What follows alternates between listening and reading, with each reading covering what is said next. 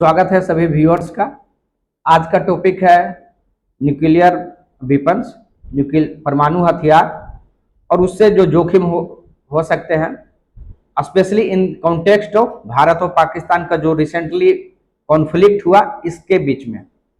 Actually में हुआ यह कि जब ये रिसेंटली जो कॉन्फ्लिक्ट चल रहा था इसके बीच में जो पाकिस्तान के डिफेंस मिनिस्टर हैं उनके द्वारा यह एक स्टेटमेंट दे दिया गया कि अगर जरूरत पड़ेगा तो पाकिस्तान न्यूक्लियर मिसाइल का भी यूज करने से नहीं हिचकेगा। यह एक बहुत ही संवेदनशील मुद्दा है और एक गंभीर विषय है। तो इसी के कॉन्टेक्स्ट में आज हम लोग चर्चा करेंगे कि न्यूक्लियर मिसाइल क्या होता है, परमाणु हथियार किस टेक्निक से बनते हैं, किस सिद्धांत से बनते हैं। साथ ही यह जानने की कोशिश करेंगे क्या कभी इतिहास में परमाणु हथियार का यूज हुआ है, अगर हुआ है तो उससे क्या प्रभाव पड़ा था।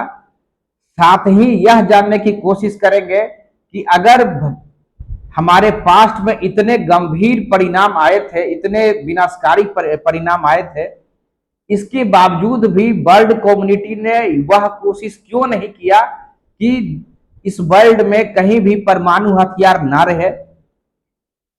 जब एक छोटे से छोटे मुद्दे पे एक ट्रीटी बनती है एक कंट्री से दूसरे कंट्री के बीच या अंतरराष्ट्रीय स्तर पे, तो इतने गंभीर मुद्दे पे कोई ट्रीटी क्यों नहीं बना। अगर ट्रीटी बना तो वो सफल अभी तक क्यों नहीं है। भारत कौन कौन से ट्रीटी का मेंबर है और अगर किसी ट्रीटी का मेंबर नहीं है तो क्यों नहीं है। भारत के पास कितने न्यूक्लियर वारहेड्स हैं, पाकिस्तान के पास कितने न्यूक्लियर वारहेड्स हैं। अगर सच में भारत और पाकिस्तान न्यूक्लियर मिसाइल का यूज करे तो क्या परिस्थितियां हो सकती है। और इन चीजों से बचाव के लिए वर्तमान जो कॉन्टेक्स्ट में जो सरकारें हैं, पाकिस्तान का हो या इंडिया का सरकार हो, उनको क्या कदम उठाना चाहिए, इन सभी बिंदुओं पर आज हम लोग डिटेल से चर्चा करेंगे। आप वीडियो के शुरू से अंत तक बने रहिए, हम आपको डिटेल से आज इसके बारे में बताने जा रहे हैं। तो सबसे पहले हम लोग ये स्टार्ट करते हैं कि किस सिद्धांत से बनता है। जैसे एक होता है न्यूक्लियर फिजन, एक होता है न्यूक्लियर फ्यूजन। न्यूक्लियर फिजन के द्वारा वर्तमान समय में ये आपका जो न्यूक्लियर वेपन्स होते हैं वो बनाया जाता है। एक्चुअली में प्लूटोनियम और जो यूरेनियम U-35 और प्लूटोनियम 239 का यूज करके इसको बनाया जाता है। इसके संबंध में डिटेल में साइंस क्लास वाले में क्लास में इसको टॉपिक डिस्कस किया गया है, आप उस लिंक को देख सकते हैं। अब हम लोगों को आज के कॉन्टेक्स्ट में यहां तक रखना है कि अगर सही में अगर किसी कंट्री के द्वारा अगर इसका यूज कर दिया गया, सपोज किया जाए पाकिस्तान के द्वारा या इंडिया के द्वारा अगर यूज किया जाए तो क्या हो सकता है। तो सबसे पहले बात आपको यह ध्यान रखना है कि लगभग आज से 80 साल पूर्व जब फर्स्ट टाइम एटम बम का यूज किया गया था, आप लोगों को जानकारी है हिरोशिमा और नागासाकी पर जब किया गया था, उस समय जो यूज किया गया था, जो बम का यूज किया गया था, उसका जो मारक क्षमता था, जो पोटेंशियल था, वो मान सकते हैं कि 15 से 20 किलो टन का था। और उस समय जो लोगों को जो जान माल की क्षति हुई वो लगभग 20 से 50 मिलियन बीच लोग की मृत्यु हुई। आप यह समझ सकते हैं कि 80 साल में साइंस ने इतना डेवलप कर लिया है कि उसी सेम जो आपका न्यूक्लियर वेपन्स है उसका मारक क्षमता 100 गुना से 1000 गुना बढ़ चुका है। तो आप इमेजिन कर सकते हैं कि लगभग 10 करोड़ लोग, 15 करोड़ लोग इंस्टेंटली जैसे ही जिस प्लेस पर अगर वो पॉपुलेटेड एरिया में अगर उसको आप कह सकते हैं कि अगर गिराया गया तो इतने लोग इंस्टेंटली उनका डेथ हो जाएगा। ये इतना मतलब गंभीर विषय है। दूसरा आपको यह समझना है कि अगर किसी पॉपुलेटेड सिटी पर यह गिरा तो वो पूरा सिटी तो जाएगा ही। इसमें आपको डिपेंड करेगा कि जो एनिमी कंट्री के द्वारा जो आपका यूज किया गया वो कौन से क्षमता का किया गया, 5 टन का किया गया, 50 टन का किया गया, 45 टन का किया गया, तो ये उसके ऊपर डिपेंड करता है। लेकिन आपको यह भी ध्यान रखना है कि अगर कोई कंट्री किसी दूसरे कंट्री पर अगर न्यूक्लियर मिसाइल का यूज करेगा तो वो पता है कि जितना मैक्सिमम पोटेंशियल का होगा वही यूज करेगा, जिसको कहते हैं स्ट्रेटेजिक जो मिसाइल्स होते हैं वो मिनिमम जो है 45 किलो टन का होता है। तो ऐसे में आपके मेजर मेजर सिटी को तबाह कर सकता है। अब है कि हम लोग आगे जाके देखेंगे कि पाकिस्तान के द्वारा जो बनाया गया है, जो उनका मिसाइल है शाहीन 3, उसका लगभग आप देखिएगा 2750 किलोमीटर तक कवरेज है। इंडिया का जो पृथ्वी 5 है, जो है अग्नि 5 जो है, उसका आपका 5000 किलोमीटर तक है। तो वो हम लोग आगे के स्लाइड में देखेंगे, लेकिन सबसे पहले यह समझना है कि वहां पर जो मानवीय जो तबाही होगा वो बहुत ही, आप कह सकते हैं बहुत ही बड़े स्तर का होगा।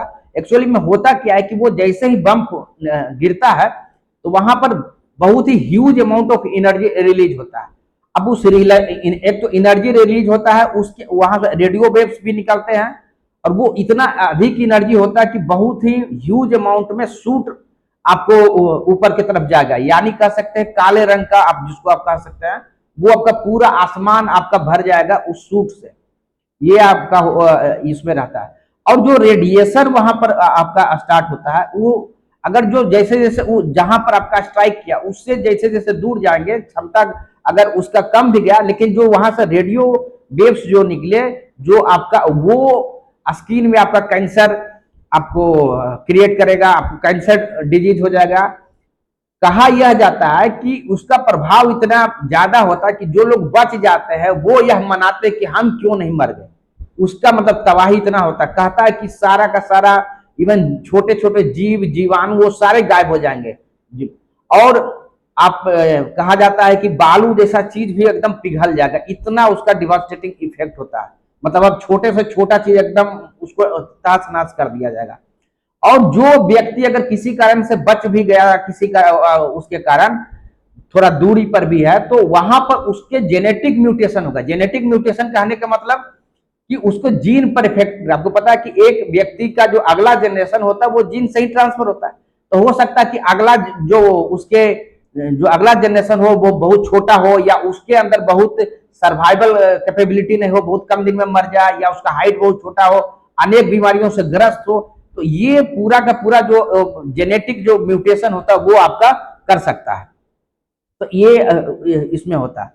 ठीक है, उसके आगे हम लोग देखते हैं कि और किस तरीके से, अगर हम लोग पर्यावरण की बात करें कि पर्यावरण में क्या कर सकता है, तो पर्यावरण में आपका ये होता है कि जो सूट निकल के जाता है, आपको पता है कि धरती का जो टेम्परेचर वो कैसे मेंटेन होता है। होता क्या है कि सन से जो लाइट आते हैं, जो सोलर रेडिएशन है, वो ग्राउंड पर आता है, धरती पर आता है, वो वापस फिर रिफ्लेक्ट होकर जाता है, तो जो ग्रीन हाउस गैस है उसको एब्जॉर्ब करता है। यानी लॉन्ग वेव रेडिएशन जब जाता है तो उसको एब्जॉर्ब करता है, उसके कारण गर्मी रहता है। अब जब जब ये सूट यहाँ पर बनता है, जो काला रंग का आपका एक लेयर बन जाएगा पूरा आसमान में, जहां पर ये गिरेगा उसके इर्द गिर्द हजारों किलोमीटर पे, और सूरज की रोशनी को वो आने ही नहीं देगा। वो जब आने ही नहीं देगा तो आपका जो टेम्परेचर है वो suddenly 5 degree 7 degree 3 degree depending upon कितना मारक क्षमता वो आपका कम हो जाए। जब वो आपका इस तरीके से आपका प्रभाव हो जाएगा, यानी का पूरा आपका क्लाइमेट चेंज आपका हो जाएगा। दूसरा क्या होता है, जो सूट वहां से उड़ के गया, सपोज कीजिए इंडिया के कॉन्टेक्स्ट में या पाकिस्तान के कॉन्टेक्स्ट में सोच के देखे, तो हिमालय बहुत नजदीक है, तो सूट आपका वो जो है वहां पर चला जाएगा। जो ग्लेशियर है जहां से पानी निकल के आ रहा, वहां से वो माध्यम से, और ये सारा आपका रेडियो एक्टिव एलिमेंट है, यानी कि जो आपका मिट्टी है, पानी है, हवा है, सारा खराब। आप यह देख सकते हैं, आप जानते भी होंगे कि नागासाकी और हिरोशिमा में जब एटम बम का यूज हुआ था, उसके लगभग 50 60 साल 70 साल तक वहां कुछ भी नहीं हुआ, इवन घास तक नहीं हुआ। अभी आपका यूक्रेन में जो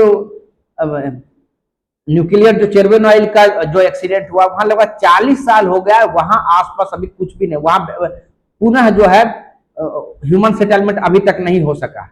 तो आप सोच सकते हैं कि कितना मतलब नुकसानदेह है हमारे इन्वायरमेंट के लिए। आप यानी दूसरा कि जिस सिटी में जाएगा उसका तो इंफ्रास्ट्रक्चर तो गया ही, बिल्डिंग्स चले गए, रोड्स चले गए, जितना का जितना पूरा सिस्टम आप जो भी सोच सकते हैं कि सारा का सिस्टम ध्वस्त हो गया। तो इतना खतरनाक ये है। इन्वायरमेंट में सब हम लोग देख लिए कि किस तरीके से पानी, हवा, सारा चीज हम लोगों का कॉन्टामिनेट हो जाएगा रेडियो एक्टिव से। ठीक है, अब हम लोग आगे देखते हैं। जो ये लेयर होता है जो ऊपर में बनता है, शूट का, उसी को कहते हैं हम लोग न्यूक्लियर विंटर, कि न्यूक्लियर के कारण जो है सूरज की रोशनी नीचे नहीं आने दिया और टेम्परेचर जो सडनली जो ड्रॉप हो जाता है उसको बोलते हैं न्यूक्लियर विंटर। होता एक्चुअली में ऐसा है कि जब टेम्परेचर आपका कम हो जाएगा तो आपका पूरा का पूरा क्लाइमेट चेंज, आप कह सकते हैं भारी चेंज हुआ, साथ ही वहां का एग्रीकल्चरल प्रोडक्टिविटी घट जाएगा, क्योंकि हर क्रॉप के प्रोडक्शन का एक सर्टेन टेम्परेचर चाहिए, पानी चाहिए, स्वच्छ, सारा का सारा सिस्टम आपका आप कह सकते हैं खराब हो जाएगा। और अगर कहा यह जाता है कि अगर साउथ एशिया में अगर इस तरीके इंडिया या पाकिस्तान कहीं पर उस तरीके से होता है तो लगभग 2 बिलियन लोग जो है वो कृषि का उत्पादकता इतना घट जाएगा कि लगभग उतने लोग भूखे रह जाएंगे, इतना मतलब जो क्रॉप फेलियर होगा। दूसरा क्या होता है कि साउथ एशिया की अगर बात चाहे वो पाकिस्तान की बात करें या इंडिया की बात करें तो यहाँ क्योंकि जो इतना डेंस पॉपुलेशन है इसके कारण इसका प्रभाव और ज्यादा होगा, और यहाँ जो भी मटेरियल्स बने हैं वो बहुत ही कम्बस्टेबल नेचर के हैं, तो उसके कारण जो वो आग लगेगा, जो लपेट लगेगा वो बहुत ही फास्ट होगा, बहुत भयानक होगा।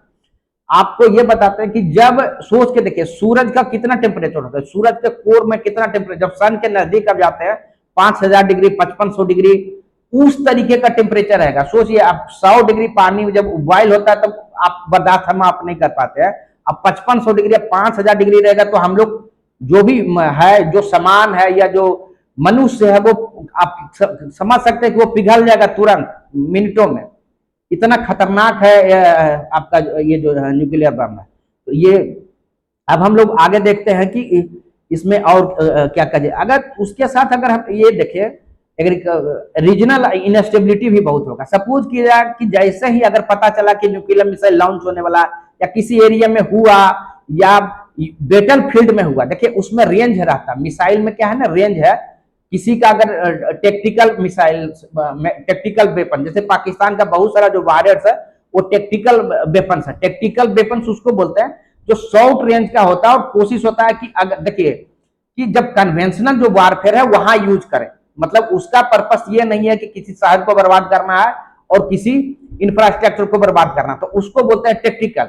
और दूसरा तरीके का जो मिसाइल होता है जिसका होता है कि हम शहर को तबाह कर देंगे या वहां इंफ्रास्ट्रक्चर, उसको बोलते हैं स्ट्रेटेजिक, ठीक है, तो उसका मारक क्षमता कम रहता है, यानी 5 किलो टन तक आपका रहेगा, 0.5 से 5 किलो टन तक, और यह स्ट्रेटेजिक का 45 किलो टन से ऊपर होगा। तो पाकिस्तान का है आपका टेक्टिकल वारहेड्स उनके पास बहुत है, क्योंकि पाकिस्तान जो है कन्वेंशनल जो लड़ाई है उसमें वो आपको समझ सकते हैं कि वो पिछड़ जाएंगे, क्यों, क्योंकि उनके पास उतने न आर्म फोर्सेस है, इंडिया की तुलना पॉपुलेशन भी बहुत कम है, स्ट्रेंथ भी कम है, वहां आर्थिक क्षमता भी कम है। भारत अगर 70 बिलियन अगर खर्च करता अपने डिफेंस पे तो वो वहां मात्र 7 बिलियन करता, तो भारत के पास आर्टिलरी ज्यादा है, आपके पास मिसाइल्स ज्यादा है, एयरक्राफ्ट ज्यादा है, तो वो कन्वेंशनल जो लड़ाई है उसमें वो हार सकता है। इसीलिए वो क्या करता है, वो वारहेड बना कि अगर सेना अगर इंडिया का अगर इन करने का कोशिश करेगा तो टेक्टिकल जो उनके पास वारहेड्स है न्यूक्लियर उसको यूज करेंगे ताकि वो इन नहीं करे या जो है अपने आप को डिफेंड कर देगा, इस तरीके से है, तो वो है टेक्टिकल वारहेड्स, ठीक है। लेकिन जैसे ही सपोज कीजिए कि उस तरीके का चर्चा होता है या कहीं पता चलता कि यूज हुआ किसी रीजन में, तो क्या होगा कि वहां से ह्यूज माइग्रेशन होगा, लोग देश छोड़ के अगल बगल के देश, मान पाकिस्तान में यूज होने वाला तो लोग अफगानिस्तान ईरान साइड में माइग्रेट करेंगे। इंडिया में अगर है पता है तो पता चलेगा कुछ चाइना वाले बॉर्डर में घुस गए, कुछ जो है फ्लाइट पकड़ के दूसरे जगह चले गए, कुछ बांग्लादेश चले गए, कुछ अगर सीरियस में इस तरीके का इशू होगा तो यानी जो नेबरिंग कंट्री होंगे वहां लोग फ्लाई करने की कोशिश करेंगे, माइग्रेशन, या किसी दूसरे कंट्री में ये हो रहा है, अगर चाइना का और पाकिस्तान का अगर उस तरीके का हो रहा है किसी दूसरे कंट्री का, तो वहां के कंट्री वहां के नेबरिंग में जाएंगे। हम लोग स्पेशली इंडिया पाकिस्तान की चर्चा करें तो हम लोग उस कॉन्टेक्स्ट में बात कर रहे हैं। दूसरा एक और चीज क्या है कि पाकिस्तान में देखिए एक और इशू क्या है कि पाकिस्तान में नॉन स्टेट एक्टर बहुत है, यानी वहां टेरर ग्रुप्स बहुत अधिक है, वहां देखिए राजनीतिक स्थिरता नहीं है, वहां सेना और जो पॉलिटिकल जो डेमोक्रेटिक सिस्टम है उसमें स्ट्रगल रहता है। उसके कारण हो सकता है कि अगर इस लड़ाई में किसी टेरर ग्रुप को ही आपका मिसाइल मिल गया, न्यूक्लियर का पूरा सिस्टम पर सोचिए वो कब्जा कर लगा, तब क्या स्थिति होगा। तो ये सब चैलेंजेस हैं न्यूक्लियर मिसाइल के कारण जो है उस तरीके से रहता है, ठीक है।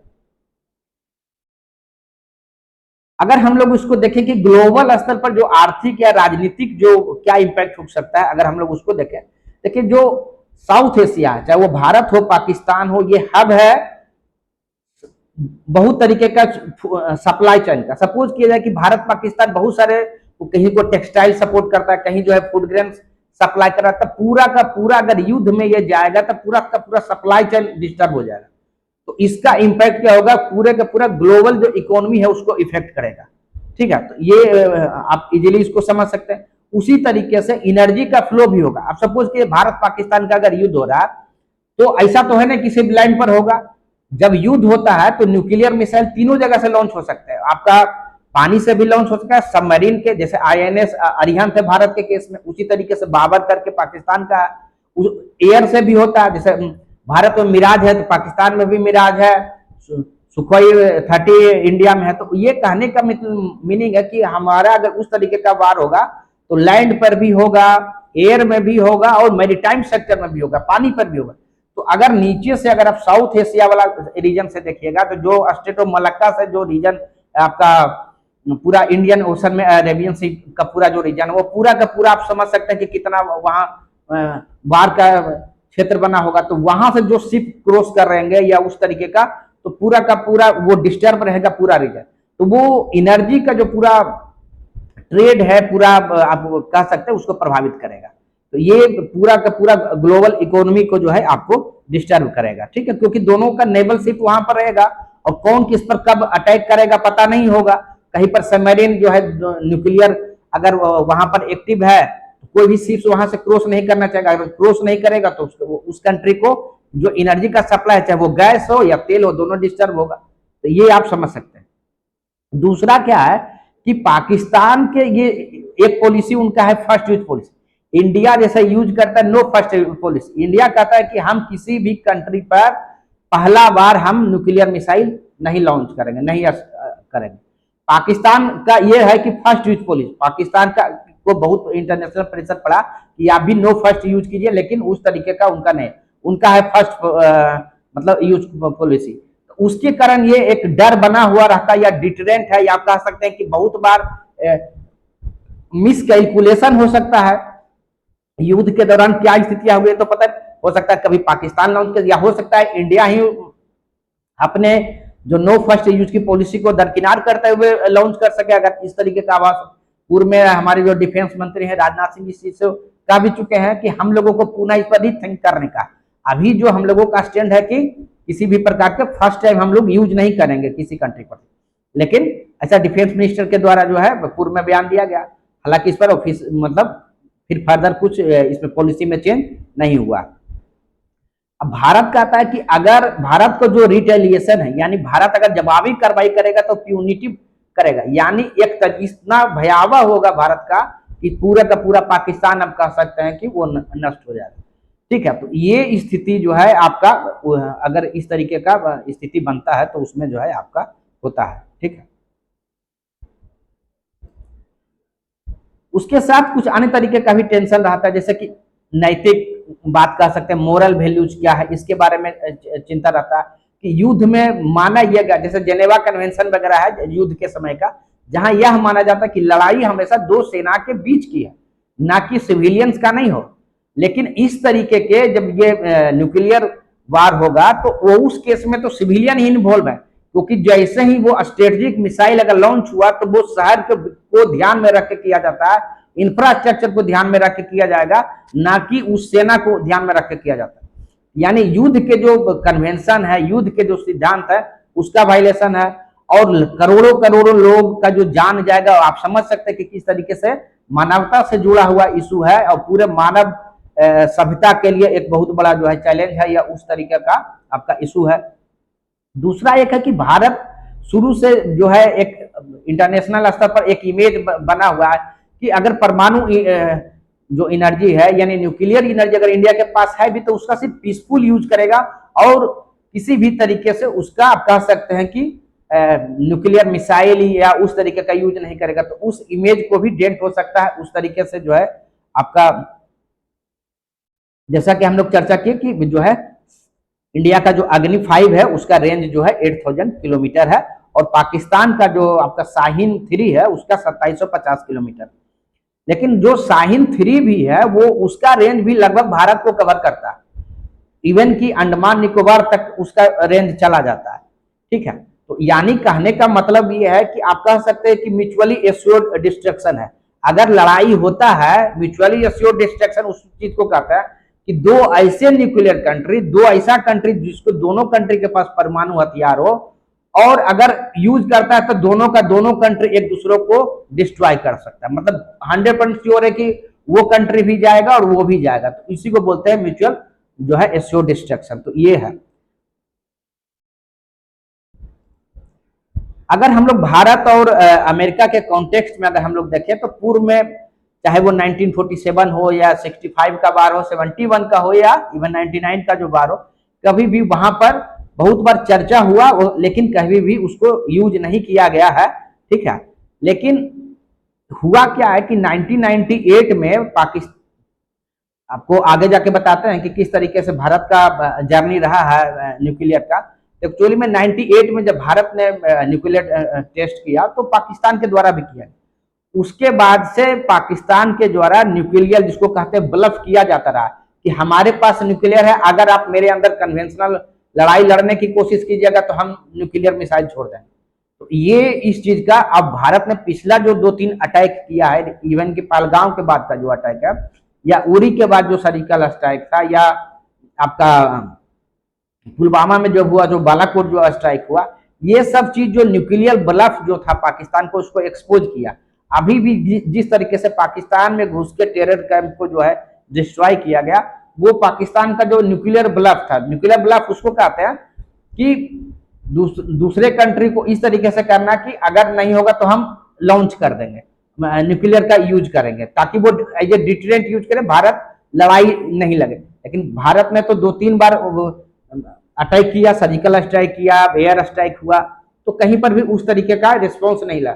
तो जो न्यूक्लियर ब्लफ जो पाकिस्तान था, वो इंटरनेशनल स्तर पर आज के डेट में वो एक्सपोज हो चुका है, ठीक है।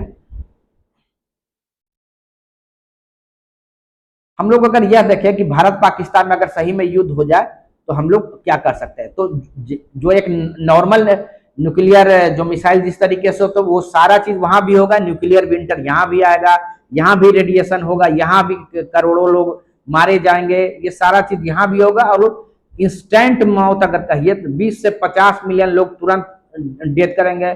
बहुत सारा इंफ्रास्ट्रक्चर का जो है आपका नुकसान होगा, बहुत सारे बिल्डिंग्स, बहुत सारे शहर तबाह होंगे, ठीक है। और हमारा जो एग्रीकल्चर पर प्रभाव होगा, उसके बाद हमारा इन्वायरमेंट पे पूरा प्रभाव होगा, हमारा जो रणनीतिक जो पोजीशन है ग्लोबल स्तर पर उसको डेंट होगा, उसमें प्रभाव पड़ेगा। एनर्जी का जो हम लोगों का क्षेत्र में जो एक तरीके से जो इंपोर्ट एक्सपोर्ट होता है वो हम लोगों का तबाह होगा। और भारत एक तरीके से बहुत ही ग्रोइंग कंट्री है, बहुत ही आप कह सकते हैं ग्रोथ रेट इंडिया का बहुत अच्छा है। तो वो अगर युद्ध में इंडिया जाता है, पाकिस्तान के पास तो ज्यादा कुछ है नहीं, वो तो ऐसे भी आप कह सकते हैं फेल स्टेट के रूप में है, जिसका इकोनॉमिक ग्रोथ से ज्यादा संबंध नहीं है। वो अभी भी आप देखें कि किस तरीके से वो $1 बिलियन जो है लोन लिया गया। तो ये, लेकिन युद्ध में जाने के बाद जो है भारत का भी जो आर्थिक आप कह सकते हैं नुकसान होगा, और साथ ही जो है आर्थिक जो ग्रोथ हो रहा है उसको भी नुकसान होगा। उसके बाद रीजनल या आप कह सकते हैं क्षेत्रीय भी जो कॉन्सिक्वेंसेस होंगे, ठीक है। आपको हम बताएं कि किस तरीके से लोग जो है एक जगह से दूसरे जगह माइग्रेट करेंगे। युद्ध अगर पता चलेगा न्यूक्लियर मिसाइल यूज होने वाला है, तो लोग वहां पर जो शरणार्थी हैं, रिफ्यूजी हैं, दूसरे जगह जो है मूव करेंगे, ठीक है। इकोनॉमिकल इम्पैक्ट होगा, क्योंकि सारा इंफ्रास्ट्रक्चर जो भी डैमेज होगा उसको रिबिल्ड करने में सालों साल लग जाएंगे, ठीक है। तो हर तरीके से भारत को जो है नुकसान होगा।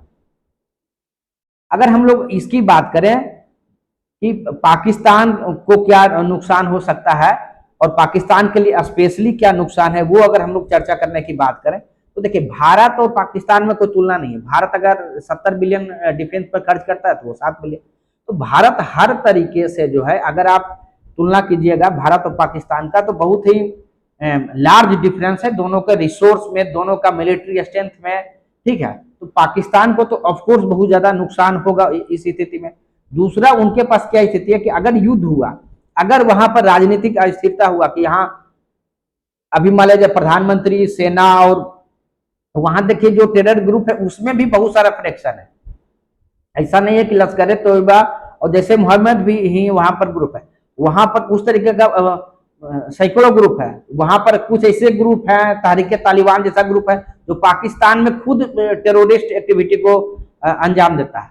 तो ऐसे समय में अगर इतना ग्रुप रहेगा तो हो सकता है किसी ऐसे ग्रुप को उनका जो परमाणु हथियार है वो मिल जाए, जो विश्व कम्युनिटी के लिए, वर्ल्ड कम्युनिटी के लिए खतरनाक हो सकता है। ये हमला दूसरा, अगर इस तरीके का युद्ध में अगर पाकिस्तान कहीं शामिल होने का कोशिश करता है या इस तरीके का यूज करता है तो उसको इंटरनेशनल स्तर पे आप कह सकते हैं कंप्लीटली सैंक्शन किया जाएगा और उसको ट्रेड जो है वहां से रोक दिया जाएगा। जिस तरीके से अभी इकोनॉमिक सपोर्ट मिला इस तरीके से कहीं कुछ नहीं मिलेगा, ठीक है। और उसको पॉलिटिकली, डिप्लोमेटिकली हर तरीके से आइसोलेट जो है कर दिया जाएगा।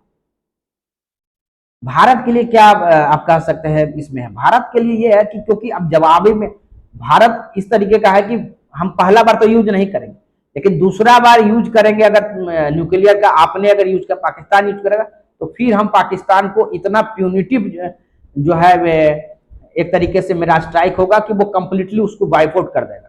उसके लिए आपको रिसोर्स चाहिए, उसके लिए आपका जो है पूरा का पूरा सिस्टम तैयार होना चाहिए, वो है।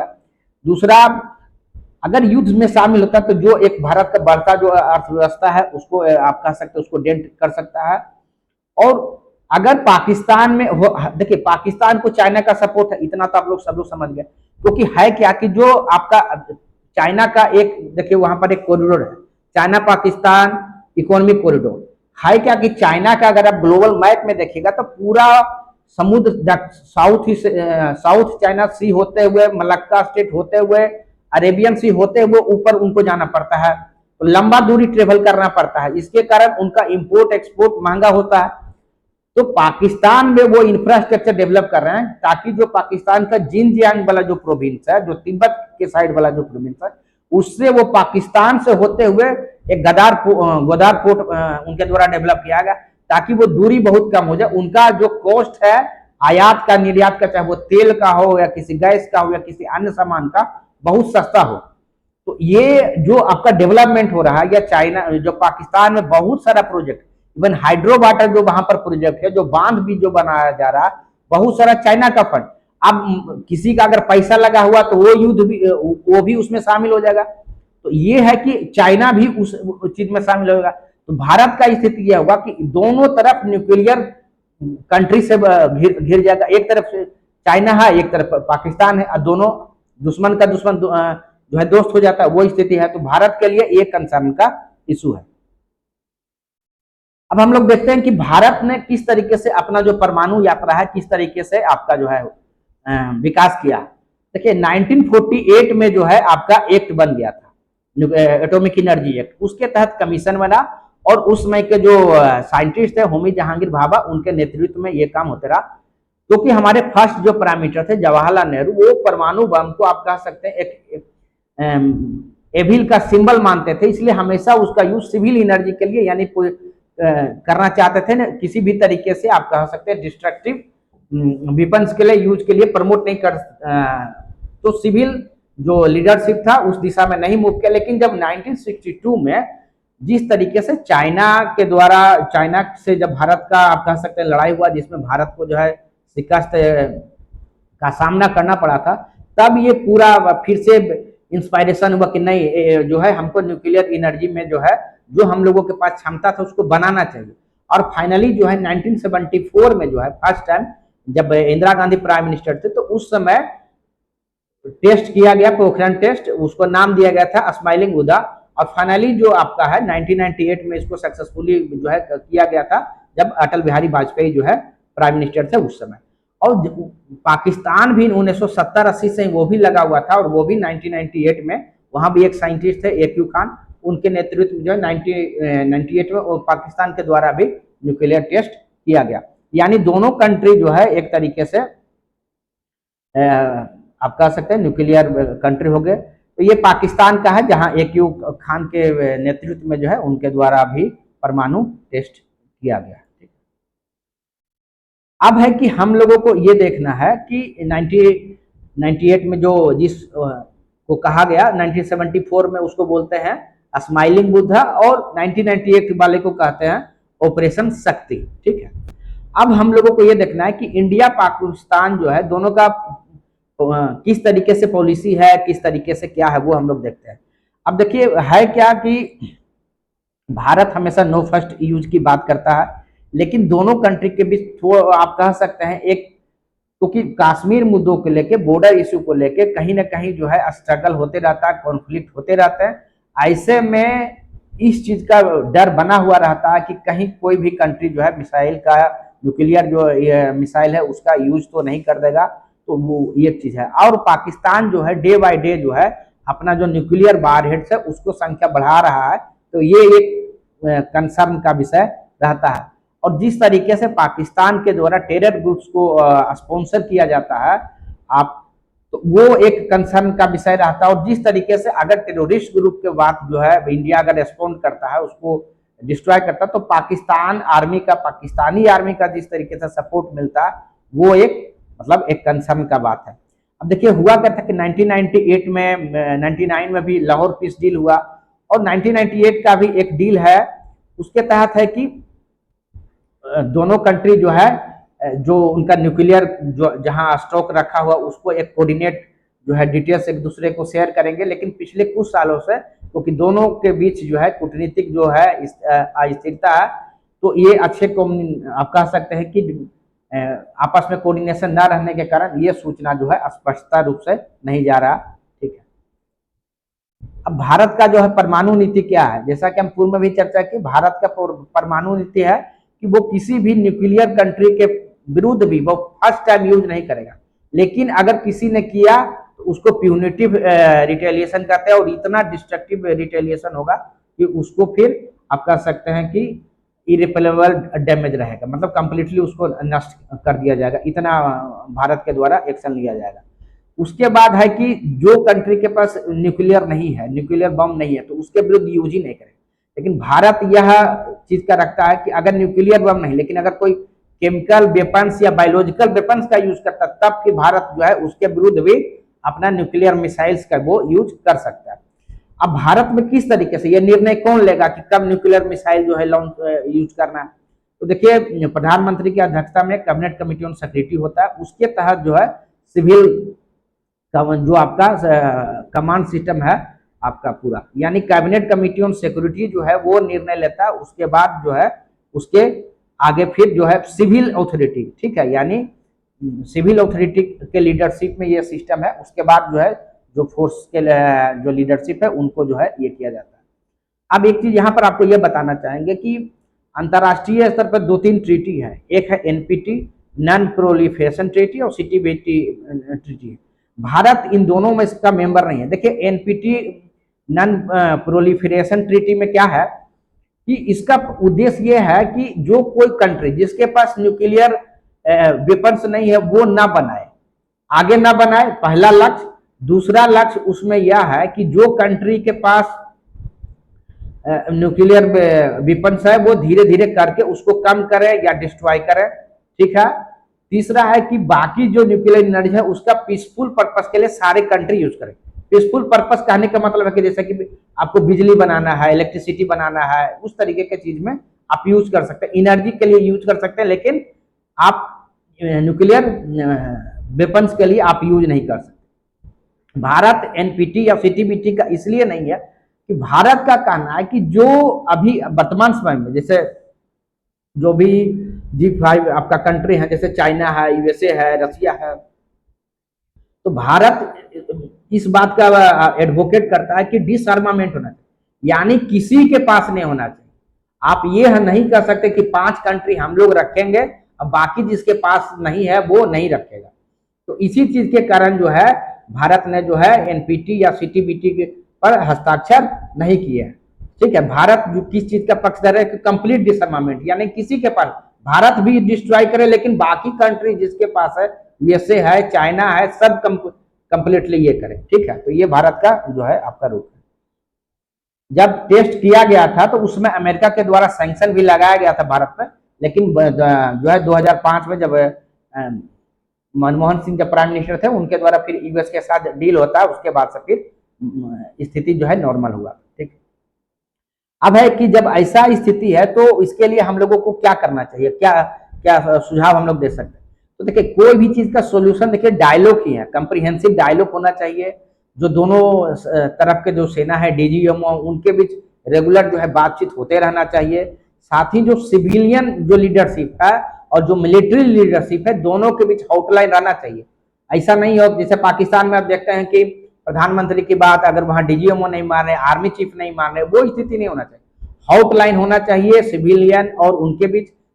साथ ही दोनों कंट्री के जो सिविलियंस है लीडरशिप है उनके बीच, दोनों तरफ के जो मिलिट्री हेड है उनके बीच। तो अगर उस तरीके का कम्युनिकेशन, ताकि किसी भी तरीके का कोई कंफ्यूजन जो है वहां पर नहीं होना चाहिए। उसके बाद देखिए जो 1998 का जो कॉन्फिडेंस बिल्डिंग मेजर लिया गया था उसमें यह कहा गया था कि वो लोग स्ट्रेटेजिक जो मिसाइल्स है उसको यूज नहीं करेंगे।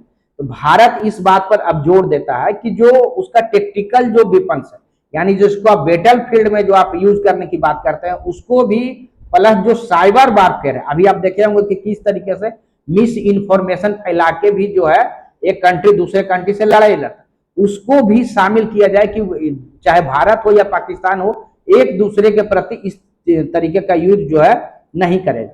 तीसरा, दोनों कंट्री को या वर्ल्ड ग्लोबल जो भी लीडरशिप है उनको डिसआर्मामेंट की तरफ मूव करना चाहिए स्लोली, ताकि वो धीरे धीरे बाकी कंट्री का भी ट्रस्ट है और जो एक ह्यूमन सभ्यता के लिए आप कहते हैं मानवता के लिए इतना बड़ा खतरनाक चीज है वो चीजें जो है आपका खत्म हो सके। ठीक है, साथ ही उस पर यह भी एक सहमति बन सकता है भारत पाकिस्तान के बीच डायलॉग के मदद से कि अभी जितना हो गया वारहेड बना हुआ आगे किसी भी प्रकार का उस पर मोरेटोरियम लग जाए, मतलब रोक लग जाए कि ना भारत आगे किसी प्रकार का वारहेड डेवलप करे ना पाकिस्तान करे। तो ये जो है डायलॉग के माध्यम से किया जा सकता है ताकि जो खतरा है परमाणु बम का वो हम लोग उसको कम कर सकते हैं। ठीक है,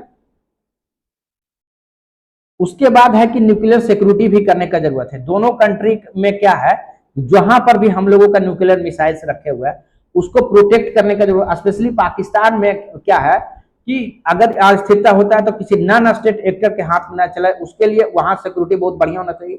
प्लस दोनों कंट्री को वो भी ध्यान देना चाहिए कि अगर एक्सीडेंटल लीक्स नहीं है उसके लिए एक एक्शन लिया जाता है, उसको बोलते हैं परमिसिव एक्शन लिंक्स। उस तरीके का कि अगर एक्सीडेंटली अगर वो लॉन्च हो जाता है, एक्सीडेंटली कहीं कुछ होता है, उसके लिए जो डिफेंसिव मैकेनिज्म है वो भी प्रिवेंट करने का सिस्टम जो है वो होना चाहिए, जैसे कोल्ड वार के दौरान यूएसए और यूएसएसआर के द्वारा जो है किया गया था। उसके बाद दोनों कंट्री को मिलकर ग्लोबल स्तर पर नॉन प्रोलिफरेशन का इफेक्ट के लिए प्रयास करना चाहिए।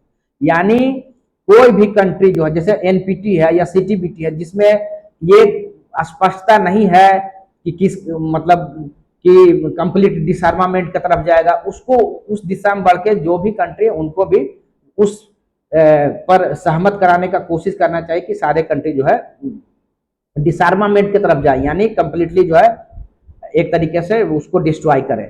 साथ ही पब्लिक अवेयरनेस का भी जरूरत है। सरकार पर जो वहां की जनता है, जहां के लोग हैं, वो भी दबाव बनाए कि सारे दुनिया में, जैसे एक ग्रुप है आईसीएएन का, उसका काम है कंप्लीट डिसआर्मामेंट के लिए जो है कैंपेन करना। तो ऐसे ग्रुप को अधिक से अधिक प्रमोट करना, सपोर्ट करना, ताकि किसी कंट्री के पास उस तरीके का हथियार ना रहे। मीडिया के द्वारा इस तरीके को उठाया जा सकता है इस मुद्दे को जो है, ठीक है, ना कि जो है किसी तरीके का सेंसेशन ना फैलाया जाए, जिसको जो है आप कह सकते हैं बुद्धिमत्ता पूर्वक जो है डिसआर्मामेंट की तरफ जाना चाहिए। साथ ही राजनीतिक रूप से जो है रीजनल कोऑपरेशन के तरफ भी आप कह सकते हैं मूव करना चाहिए। जो रीजनल इंडिया या साउथ एशिया में देखिए सार्क बहुत ही इंपॉर्टेंट संस्था, तो वहां जो है उसको इन बातों को चर्चा करके किस तरीके से रीजनल स्टेबिलिटी को स्थापित किया जा सके, कैसे एक कंट्री का दूसरे कंट्री से संबंध अच्छा रहे, कैसे जो बॉर्डर इशू है उसको सोल्व किया जाए, किस तरीके से इंफ्रास्ट्रक्चर को डेवलप किया जाए, ये सारी बातें सार्क जैसे एसोसिएशन पर इस चीज को हम लोग कर सकते हैं। ठीक है,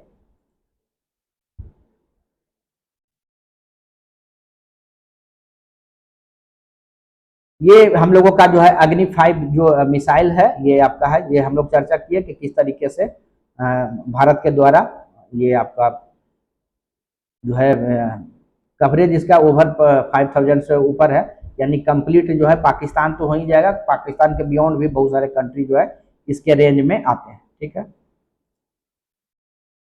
ये हम लोग चर्चा कर लिए कि किस प्रकार से जो है भारत जो है नो फर्स्ट यूज पॉलिसी को प्रमोट करता है। भारत भी एनपीटी का मेंबर नहीं है, पाकिस्तान भी एनपीटी का मेंबर नहीं है, लेकिन पाकिस्तान जो है आपका नो फर्स्ट यूज पॉलिसी को नहीं मानता है। ठीक है, तो ये है दोनों कंट्री किस तरीके से एक दूसरे के साथ जो है न्यूक्लियर कंट्री बने, और इससे दोनों कंट्री को क्या खतरा है, क्या क्या चीज हो सकता है, हम लोग इसको डिटेल से जानने का कोशिश किए। होपफुली आप लोगों को वीडियो में सारा वो उन सारी बातों का जानकारी मिला होगा जो एक कॉमन इंडियन के माइंड में आते होंगे जब कभी भी न्यूक्लियर मिसाइल के बारे में या परमाणु हथियार के बारे में जब आप सुनते होंगे। तो थैंक यू आप लोगों के सपोर्ट के लिए। और अगर आपको वीडियो अगर अच्छा लगता है तो आप काइंडली जो है इसको लाइक करें, शेयर करें और जो है सब्सक्राइब करें चैनल को, ताकि जब कभी भी वीडियो हम लोग यहाँ से अगर अपलोड करेंगे तो आपके पास नोटिफिकेशन चला जाए। Thank you very much.